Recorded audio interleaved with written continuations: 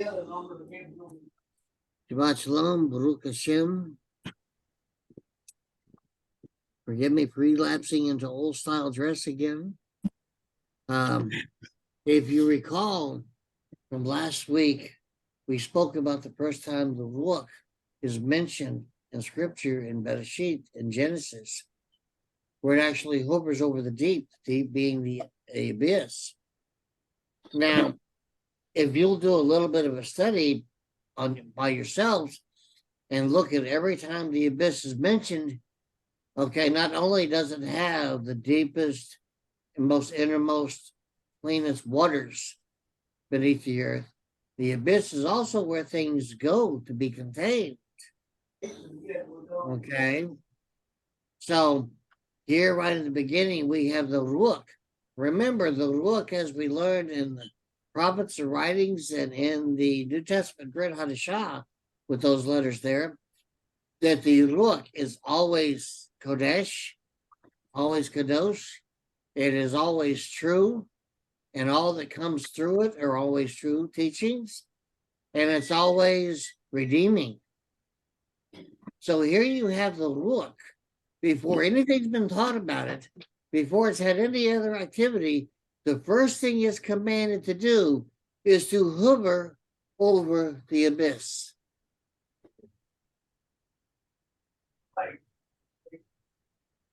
This is not a frivolous job that it's been commanded to do. The very first mention of it, the very first thing going on, okay, is with it hovering over, in many translations, the deep, but the definition is actually the abyss. Okay, so I need to make sure we get a better understanding. It is because of its ability to always be Kodesh and give Kodesh as much as is commanded. The truth comes from whatever it makes Kodesh to receive it. It redeems through whatever it has made Kodesh. Okay? And so right from the beginning, within the beginning of his creation, we have this acting as a catalyst. So whatever was in the abyss at that moment, he used the Ruach and all of the power of Kodesh to make sure it stayed in the abyss. Okay? It may have been what you might want to nickname as the first watchman on the wall. There's a lot of different areas here that would serve as a backdrop, a platform, background of what's going on in this short phrase. Okay? But through this, I need to call your attention to the Most High's, not only his state of Kadosh, but the infinite abundance of his Kodesh and all of the ways that he uses it and all the power that's there. His name is Kodesh, Yod-Heh-Wah-Heh. Okay, unless he reveals himself, and when he does reveal himself, that revealing, what comes first from it is Kodesh coming out, and so whatever is revealed is done in his Kodesh. Okay, so if people intellectually and academically are making all the absurd statements that they make on the internet and everywhere else, the stories don't make any sense. Okay, how could this be so? It's because the Most High has not revealed anything to them, and they have not received anything that was revealed. He has not opened their understanding to anything. It's like somebody trying to enjoy the Shabbat without entering in with the Most High. So I need you to start doing some diligent study on every place that you see the Ruach, every place that you see Kodesh being used, Torah, the prophets, every place, so you can get a much clearer picture and portrait of the design of the Most High's patterns, and just how much his breath, his spirit, the Ruach, is actually in constant use, one way or the other, one fashion or another, all around. So I need to emphasize this so that you in turn can have more revealed to you concerning these areas.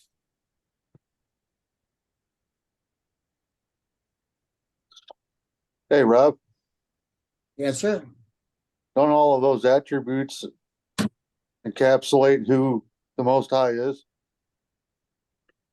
In a limited way, what little we actually have revealed to us. Right. So it could be fair to say that it's all the Most High. Let me give you an illustration. If you took all the sand of all the beaches in the world, Mm-hmm. and all the sand off the bottom of all the seas and oceans of the world, and put them all together, and then you took one grain of sand, that still would not be a comparison of what the Most High has revealed to us and shown us against what he has not revealed. Okay. If you take each grain of sand and you decide to say, for example, say, okay, this grain of sand is the universe. Right. That'll give you an idea of the multiplicity of all creation, of all the universes that he's made. Mm-hmm. Okay? Mm-hmm. So if you wanted to join the Federation and you wanted to fly your starship and to go places no other man has been, that's still only one universe. Right. Right.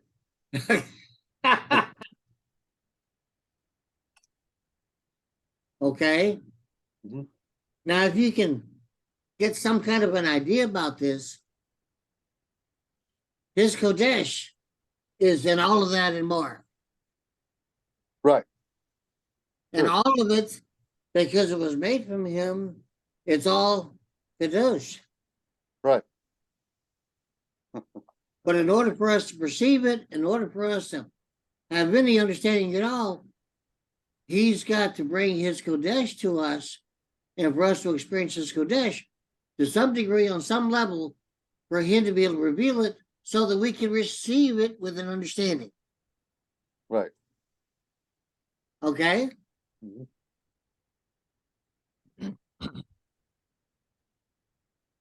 I've been infamous over the years for telling different students there might be a few things we haven't studied yet.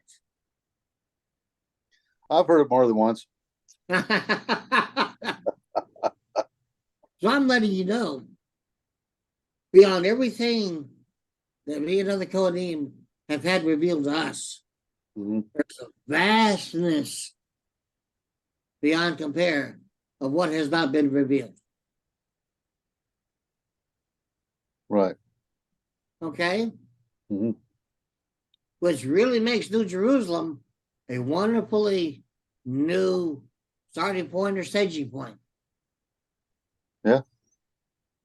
So far, he's used his home in the sides of the north as that staging point for his breath, his spirit, his creation, and everything that happens within it. Right. All of his Kodesh. New Jerusalem, where he says him and the anointed one, the living word, the right hand of power, Mhm. they're both going to be there. And Mhm. the light of the city will be them. That sounds an awful lot like an extension of his home and whatever else he's going to do from that point on. Right. Okay?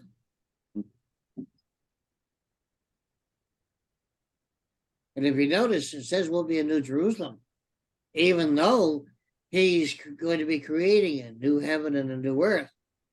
We are in New Jerusalem. We're not a part of that second earth. So that's a whole new setup that's beyond us Mhm. for his purposes and his designs. Right. Yeah. We know the lake of fire is not on the earth because the earth fled from his presence and can't be found. So he's got to create a new earth. So the lake of fire is not a part of a distinct place like that. Mhm. New Jerusalem isn't there because the earth is gone. It fled away. Mhm.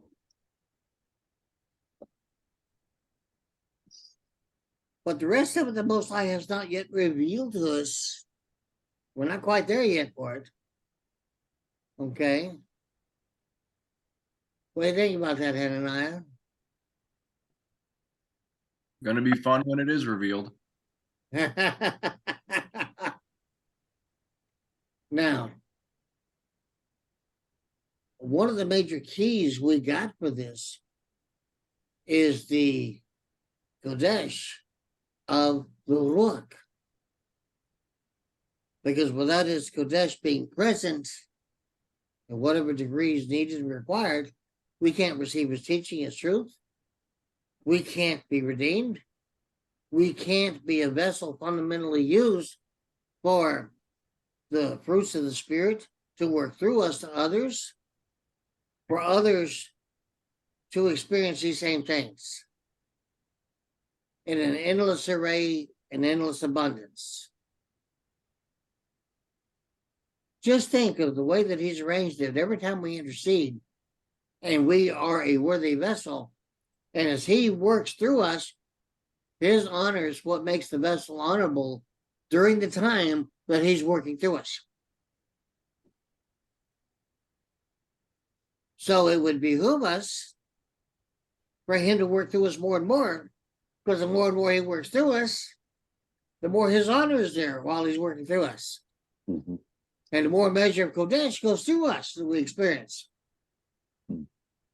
Does that make any sense? So Mhm. now I would adjure you to take it upon yourself to find and share all the different references of his Kodesh and all the different things that it's doing. That way we can really have a good open forum on how in depth the Most High has been using his Kodesh with his Ruach the whole time.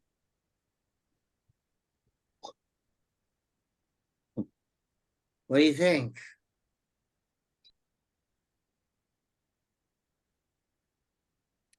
Every place that you can find in Scripture, every place that mentions it, the framework that's all around that particular reference, what would we be able to derive from it using the Pardes? What cross-reference would we be able to go to from that area? And just how much will he reveal in that study? So if each of us does the study and searches it out, then we do an open forum sharing in a study. How much more is that going to benefit not just us, but everybody else who comes in contact with it?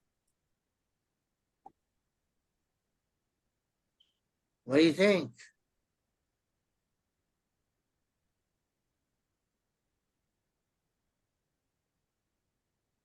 How the Most High reveals things is within his Kodesh.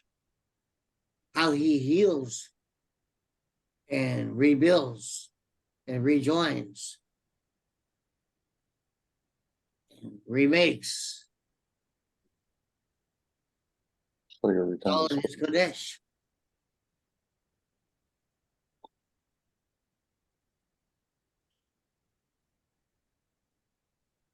And then we got to find the Kodesh. When the anointed one says, "You're whole now, you're healed. Go and sin no more." Go to the code and do what he says.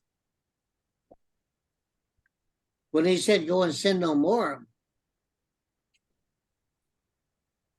everybody by now should have read it with Numbers chapter 5 or 6, where it states, when we sin one against another, Mhm. those things common to us,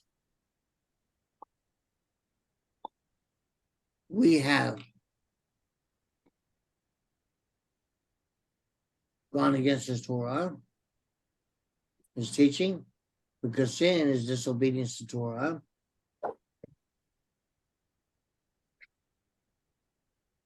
And we reached a state of disobedience and incurred guilt. Think for a moment what that does to the Kodesh, the Most High has already extended to you. But it says that we also break faith with the Most High. If you're breaking faith with the Most High and you're estranged in your relationship because of that act of disobedience, what possibly could have happened to the Kodesh he gave you before you were disobedient? Departed. Huh? Departed. We don't know. It doesn't actually say that. But it does suggest that the activity of that Kodesh seems to come to a stop. Mhm. Okay? So we have to look at what is implicitly written, what is inferred, but we have to maintain context and syntax in doing so. Okay? We have to maintain agreement in Scripture.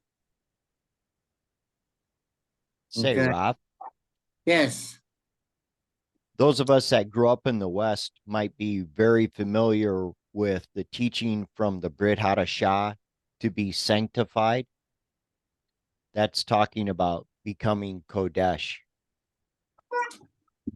We might not see it because it's not used the word holy, how Kodesh is generally translated into You English. might want to look a little bit more at the Hebrew definition of sanctify. Okay. They're not entirely alien to each other, but you might enjoy looking at that. Okay. Certainly. Okay? Because for Hebrew people, being sanctified is first being made hold clean, and being in a clean state. Spiritually, you are in a state to be able to receive Kodesh. They're not one and the same, but they're related and they work with each other. If that Thank makes you. any sense. Yeah. Okay.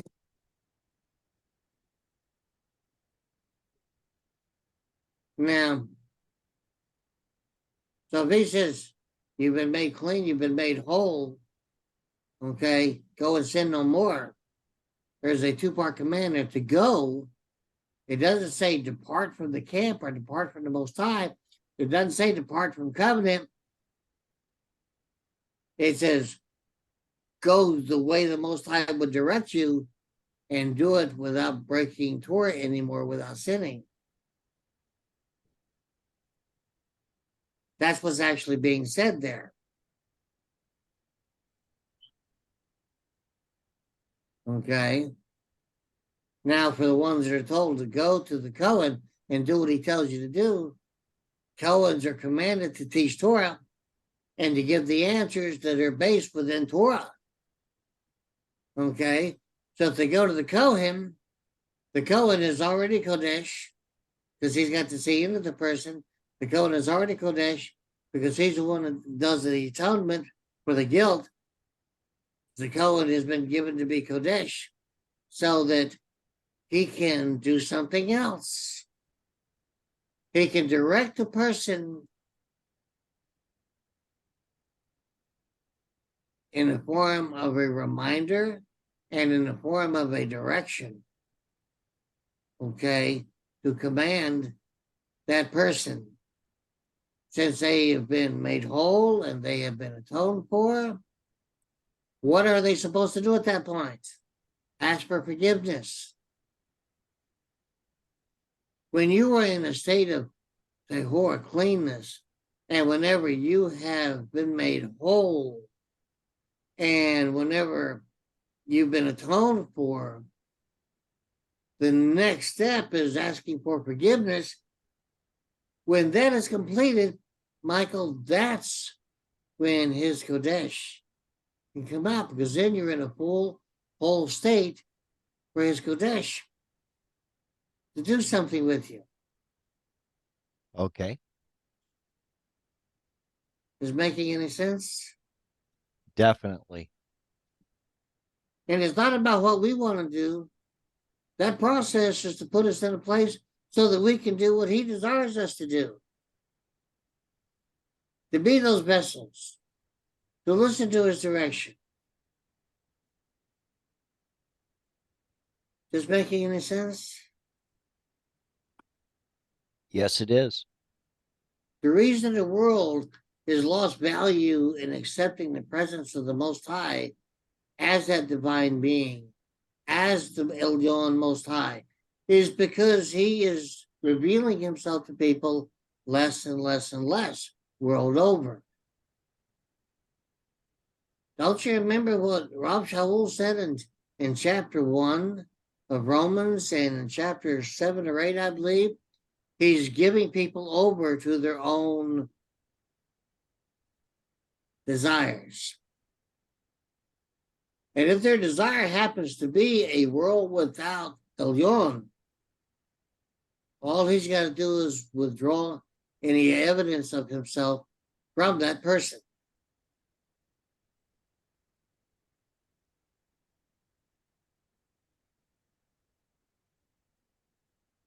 See, most people, when they're talking to somebody who's either agnostic, they're atheist, or anything in between they want to call themselves, they're at war with the Most High.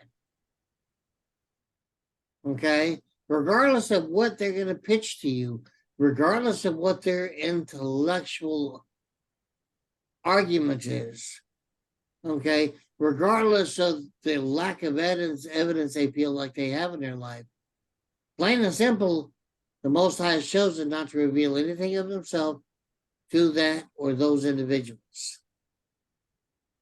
Okay?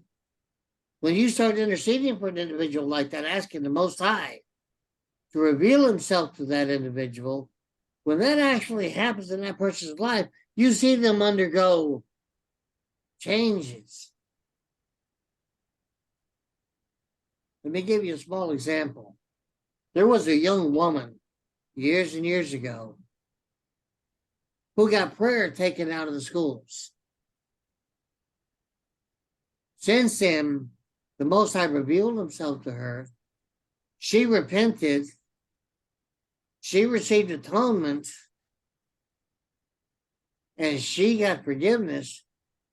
And now she was one of the people saying, I was wrong for getting the prayer taken out of school. Wow.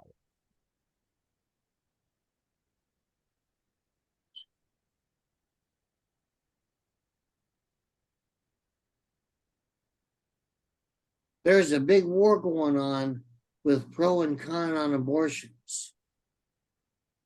The only time that you have this kind of an argument with people who the Most High has not revealed himself. Because if a woman becomes pregnant, what is she carrying? His creation. If it's from a rape, or if it's because she was living that kind of lifestyle and she didn't want to be pregnant, no matter, it's still his creation. They may not want to admit it. They may say, I don't believe in God. You're crazy. Leave me alone. I want to get rid of this. Whatever the reason happens to be, while I will not argue with that kind of a person, and I will leave them to their own devices before the Most High, and if he chooses to allow them to do that, then they've got to stand before him on that matter. Especially with Yeshua saying, let these little ones come to me. So no, I'm not going to get in between you and your actions and the right hand of power, the Lamb who was worthy to be slain, sitting on the throne in that moment. Oh no, that's all yours. Okay. I definitely will have a hands-off policy there. They think they've been governing themselves all this time. They can govern themselves when they get before him. And whenever they wonder why they're looking for their name all through the other books, it'll become apparent soon enough.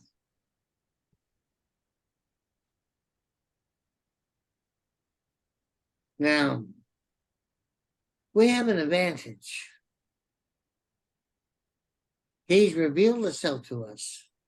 Otherwise, we wouldn't be doing this today. And whomever else may happen upon this recorded video, it's only because he prompts that they're going to listen to it as well, so they can get out of it whatever he has for them to get out of it at that time. Okay?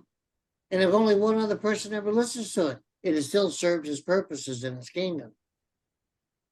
Okay? And it all works through his Kodesh. Okay?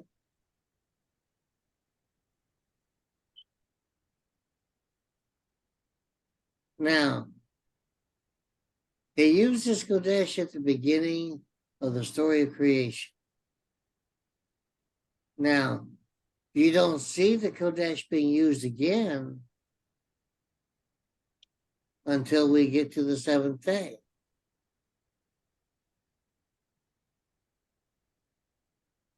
You know, they're poking fun at the 7-day creation on the internet right now. And they're saying, well, for this being an unlimited God, an infinite divine being, after he worked for 6 days, he had to rest on the 7th day. He was tired. So what can you say about a God like that? Okay. But it wasn't because he was tired. That word rest, Shabbat, has nothing to do with being tired or exhausted. Okay. And we haven't done a study yet just on that. Okay. To fully understand Shabbat, we have to study the prophets and the writings. Okay. Now,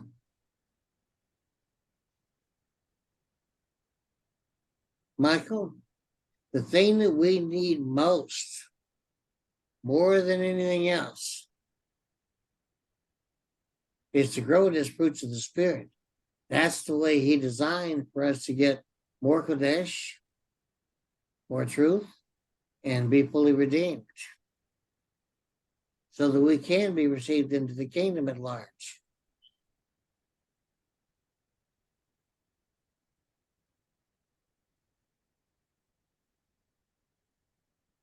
Now,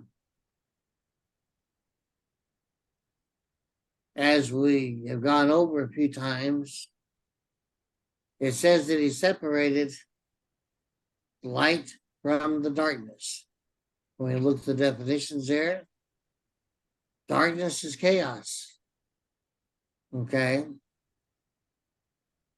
Light, however, they don't really show a good definition of light there. Because since the sun, the moon, and the stars were not in place, that's what we associate in a modern day understanding of how light is emitted and how it begins its journeys. But yet here we have light that has nothing to do with light coming from a sun, a star, or reflected off another planet like the moon. Okay. So light has another form and experience. It has another place of origin. And to fully understand Kodesh, we got to try to get a little handle on that as well. Okay. And then he called the light day. Because he called the light day and people associated a 24-hour period of daytime, daylight, between the darkness and the daylight, as light coming from the sun, as light coming from stars. They failed to remember that he separated the light from the darkness and called the light day. And then everybody walks away from that and they rest every bit of their laurels in the light generated from a sun or a star. They don't have another look at the light that was separated from darkness, where its origin would be, and how we're affected and changed by it, what purpose it may have, and why is it hidden by being called day.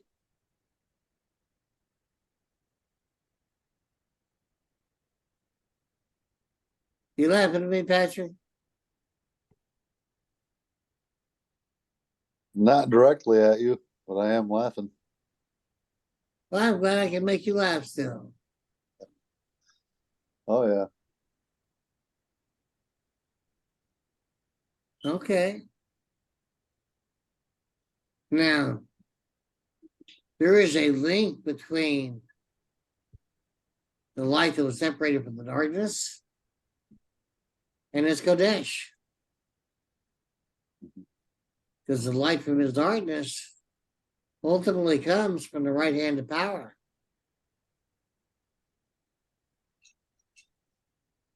And that's buried within the prophets and writings. Now,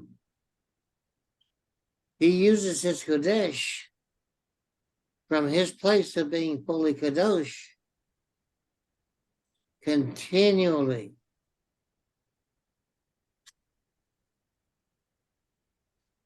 Continually.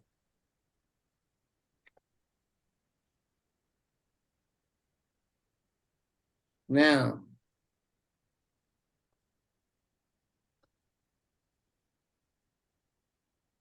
there is a riddle within 40 days. There are riddles within the people that the Anointed One healed after he was raised from the dead. There are riddles with the way that he ate food that he didn't have to eat. There are riddles where he had one who doubted to put his hand in a hole in his side. Because even though he changed, they decided to leave the hole there for that moment.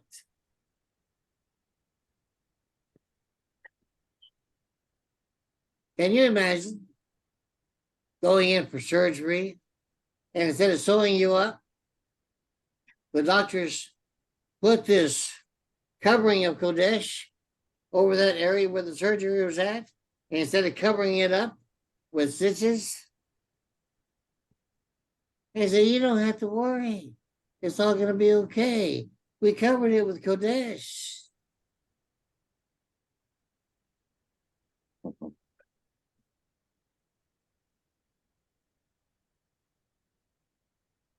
Sounds pretty neat, huh?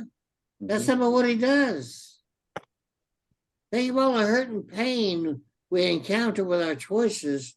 And when we finally turn back to him and he atones for us, he forgives us for the sin, he remembers us, speaks on our behalf. And what else does he do? What does he do with his Kodesh with us? He uses his Ruach to bear fruit. And within all that fruit that he bears within us, it gives us Kodesh that grows with each fruit each day. And with it growing in that Kodesh, It makes us more and more set apart because we become more and more Kodesh. And that's each fruit, not all the fruit together, because each fruit has this. And then we learn through each fruit his teaching, his truth. Some places we have to learn his teaching through the fruit of mercy. Sometimes we got to learn his teaching through the fruit of love. Sometimes we got to learn his teaching through the fruit of joy. Sometimes we got to learn his teaching through the fruit of kindness. Sometimes we have to learn his teaching through different fruit for all the ways he wants it to apply to others through our life. And so maybe he wants us to learn through kindness instead of mercy one day. Another person at the same time with the same lesson, they're learning through that fruit of mercy and not kindness, because mercy needs to be worked through them to other people in those teachings. In each and every pattern, the Most High has his way. Is making any sense yet? And in every way that he uses those different fruits of the Spirit in our life, it makes changes in our life, because all the different fruits of the Spirit, we experience his Kodesh in the way of mercy, in the way of love, in the way of kindness, in the way of joy, in the way of peace, in the way of his love. We experience the fruits, and we experience his Kodesh through those fruits in all those different ways. And then when we receive his truth, his teachings, we're receiving it through those different fruits each and every time. Maybe this Shabbat, you're receiving it through the fruit of kindness with the Kodesh, with that kindness. Maybe next week he's going to give you that fruit of mercy with the Kodesh, and with the kindness. And so when you experience those teachings through that one, you'll feel like it's applied differently in your life because of a different fruit. Maybe in some days, the teaching that you receive, you've got to learn it through both joy and kindness. Maybe another day, you've got to learn it through gratitude and mercy. Another day, you've got to learn it through mercy and humility. And maybe that's what fits as it goes through you to other people. And the other people it goes through, they can only receive it through those areas of fruit of the Spirit with that Kodesh with it through you as that vessel.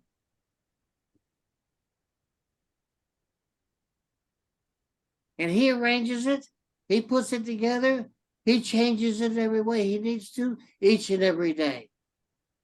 And believe me, this process makes such a big difference because he also judges us every morning for the day before. So if every day our day is filled with these things, and we are more and more Kodesh, and more in his truth, and we are more and more redeemed, think of the difference each day that he judges us as he restores us to life. Because every time he judges us, the point of the judging is not just for correction, it is to restore us to life.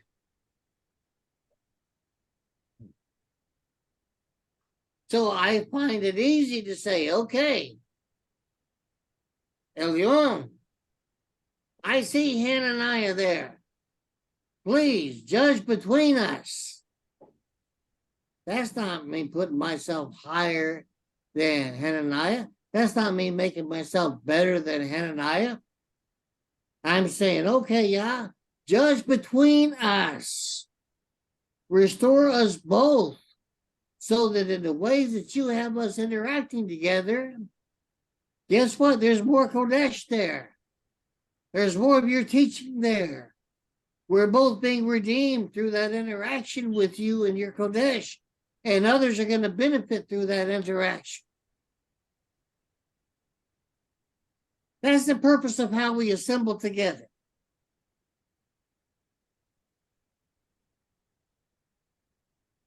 Is this making any sense? Getting a little better Hananiah, why you need to study some more with me?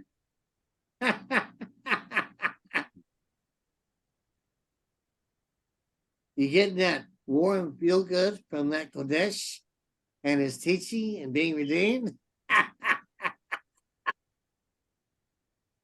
That's with us all, my friend. No person that gets fruit of the Spirit is left out of this.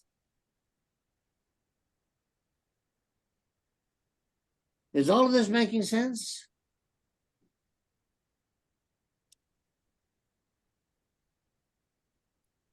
And if we choose to ask for all of his fruit of the Spirit, again and again every day, a new supply every day.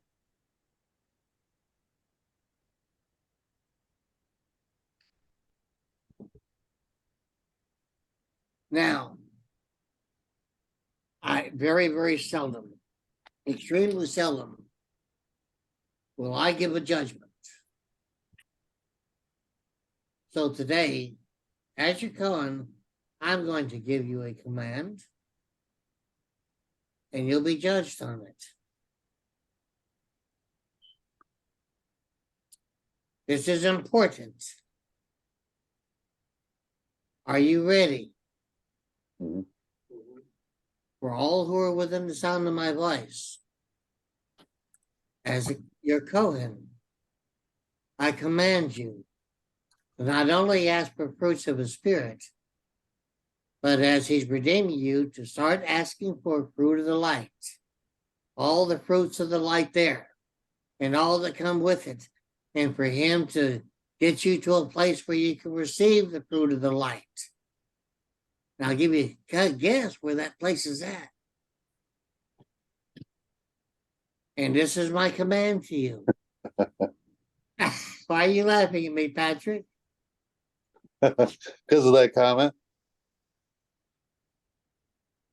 We get the fruits of the light when we enter, when the doors open and we enter in, and the Most High is revealed to us. With the kingdom, he opens the door to the kingdom. You're absolutely right. So there is purpose in this, huh? Yeah, there is.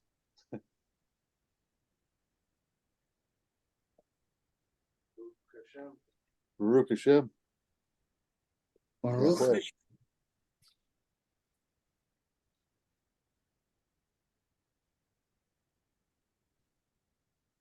You okay, Hananiah? Baruch Hashem. That warm spot starting to feel better?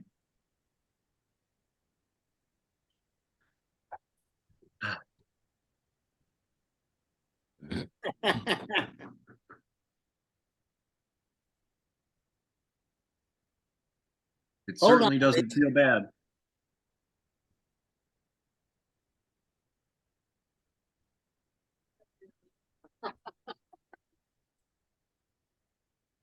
Watch shalom.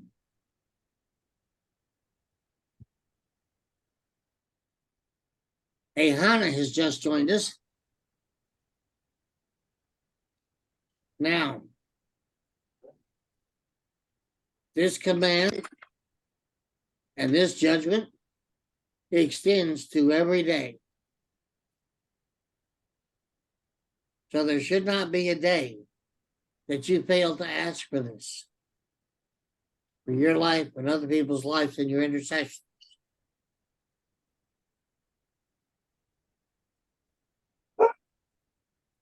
No. Now she barks. Yeah.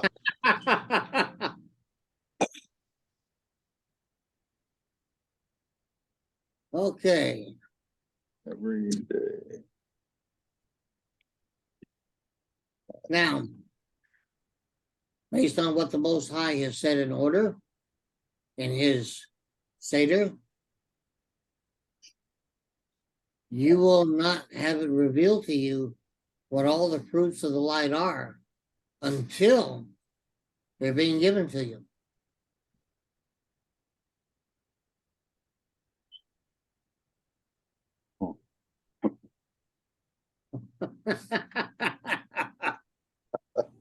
Now, if you think you're having a good time with all the fruits of the Spirit, the fruits of the light,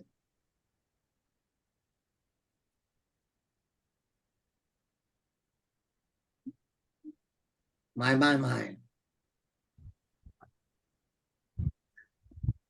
Michael, if you put that on pause, No, I recorded. okay, I got to get up for a second. All right. We know we're being judged every morning for the day before. And since you know that when he judges, his purpose in judging us is not only corrective, but it restores us to life. So as he restores us to life with each judgment, it would make sense that every day we would ask for the fruits of the Spirit, and even now, fruits of the light. Okay. Now, you should also ask him to use you in a greater way as an intercessor. Day by day.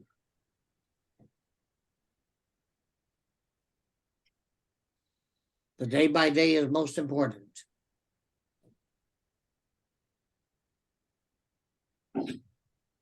And ask him to use you in the night as well, in the evenings.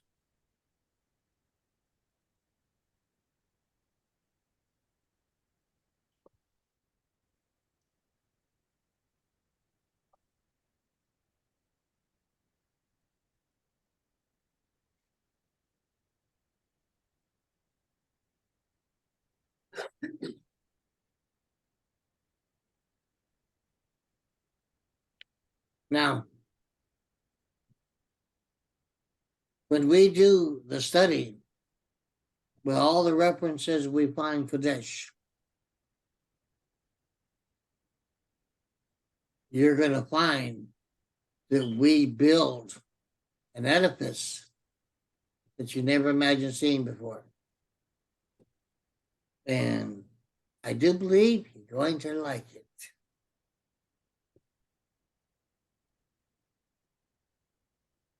Do we have any questions?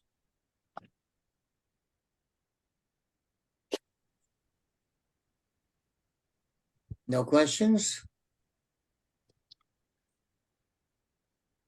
Oh, wow.